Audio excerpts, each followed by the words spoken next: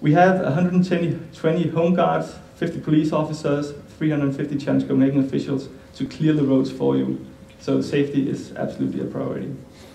Again, pay attention, crossing roads, making left and right turns, and also when you pass the aid stations, slow down and be sure to grab your bottles and smile to the volunteers.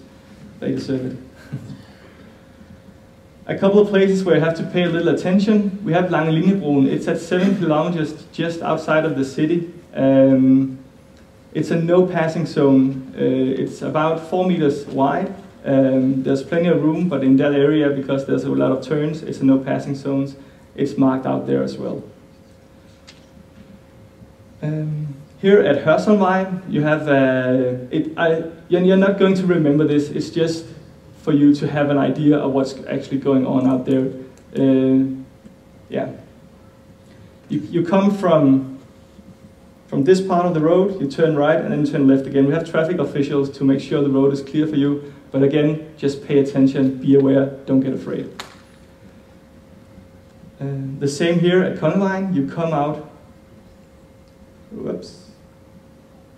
You come out from here, turn right, and again, traffic officials will clear the roads for you, but pay extra attention. And then you go right, and then you're into the countryside again.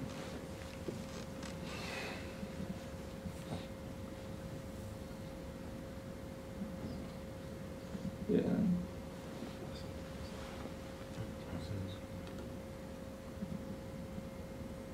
Yeah, there you go. And again, this is the same thoughts that when you get, this is the part of the race course, that when you get out here, you have to turn left. Traffic officials will clear the roads for you, but pay attention, be aware, don't get scared. When you get to Lyngby Hovedgade, which is down here just 3 kilometers from the 3rd and the 6th aid station, there will be cobblestones. If it's wet, they can be slippery. It's not Paris-Roubaix style. They're very, very nice out there. So just grab your bar and get through it smoothly. Slow down a bit. It might cost you 10 seconds, but it'll get you through safely. Especially look after your bottles at that time. They might fall out because of all the bumps. Rules and regulations. Of course, this is a non-drafting event. Help us, yourself, your fellow athletes to have a clean and fair race, and be sure to keep these rules. It's the 10-meter rule from front wheel to front wheel, and we're pretty strict about this because we want to have a fair race. Because of our starting procedure, the whole field is spread out over a long distance, so we don't have these large groups that forms at some other events. So it's up to you, the athlete, to obey the rules. There will be of course be referees out there, and they will penalize if you're drafting. Overtaking, move 2 meters if possible to the left side, and then overtake. It should take you 30 seconds to overtake another athlete. When you're overtaken and the athlete in front of you pulls into the right, fall back. And be sure to show that you're falling back by just briefly touching your brakes or stop pedaling. Then the referee knows that you're not staying on the wheel, but you're falling back. And just some general information. Help the marshals, be responsible for your own race, and nobody honors cheaters. Littering. Do not throw your garbage in the nature. It will be punished with a yellow card. That's a 4-minute penalty, 2 strikes, and you're out. This is an easy thing to obey, and we're very strict about this because a clean road is our reason to come back in the following years. So this is up to you, and we are going to penalize if people throw things in nature. There are designated areas at the aid stations to throw your garbage. Please use them. Also your bottles. Don't throw it in the nature. It's pretty easy to see that a group of triathletes has come through, and it's going to fall back on us, the organization. And that'll be bad for the future years. Our penalty system, we have a stop-and-go penalty if we see groups form, and if you're in a group, even though you want to ride fairly, it can be difficult to be spread out. So that's why our referees can go in and say, okay, now you're going to stop, and then you're gonna start, you're gonna start, you're gonna start. You're not gonna be marked in that situation. You just have to stand and wait for your time to write again. If you are drafting and it's obvious that it's to cheat, we'll give you the yellow card and a 4-minute time penalty. In the penalty box, you'll receive a stop clock from the marshals, and you have the obligation to start it and to see that now it's 4 minutes, to show it to the marshal, and they'll let you go again. 2 yellow cards equals a red card, and then you're out. So stay out of drafting and stay out of throwing garbage in nature. Bike in general, MP3 players or other headphones are not allowed on the bike. You have to be able to hear what's going on around you. Disc wheels are allowed as a rear disc wheel. Bring extra tubes and tires. The Danish Flintstones can be hard on your tires, especially on a day when it's a bit wet. So be sure to, if you ride tubes, have an extra widget or have an extra pit stop. You're riding on clincher tires, then have a couple of extra tubes with you.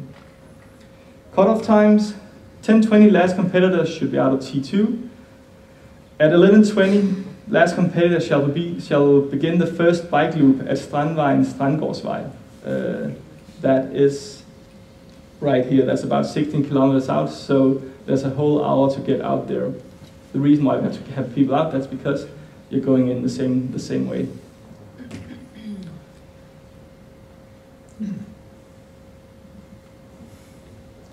At 14:00, last competitor shall begin the second bike loop, also up on Strandvejen Strandgårdsvej. If you are there at a later stage, it's on your own responsibility, and you have to obey normal traffic regulations. That means riding on the bike paths and so on. And still, you have to be back at T2 at the 5:30. 5:30, we're going to close the bike course down, if you're not in T2 at that time, we have to take you out of the race.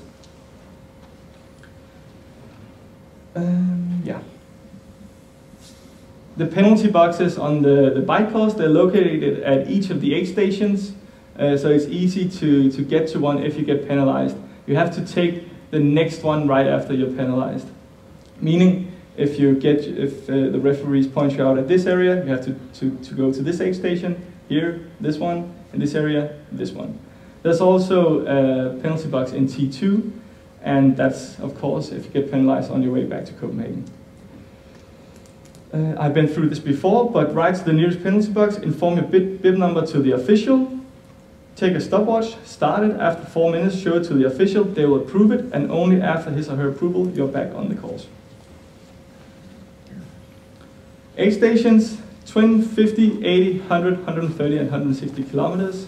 They are equipped with bottles with water, bottles with High Five energy drink, gels from High Five, energy bars from High Five, and fruit.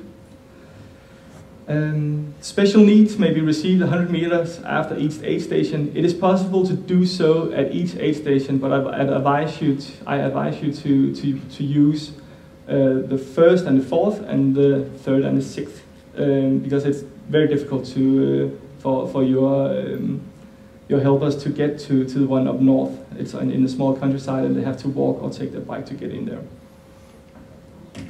Some riddens are at each aid stations. Yeah? I can show you here. Yeah. These two I would prefer that you used for special needs. This one is very difficult to get into. They would have to park their car at one of the roads going in this direction, and then walk into the aid station. There are extra floor pumps and basic tools at each aid station. Throw your bottles in designated areas at the aid stations. There are some large pools there. They're pretty easy to see, and throw them there. And then if you miss, we have helpers to collect them. That would be all right. But make sure that's where you throw your bottles and all your other garbage. There will be toilets at each aid station. Of course, please use these and don't do what you do in nature.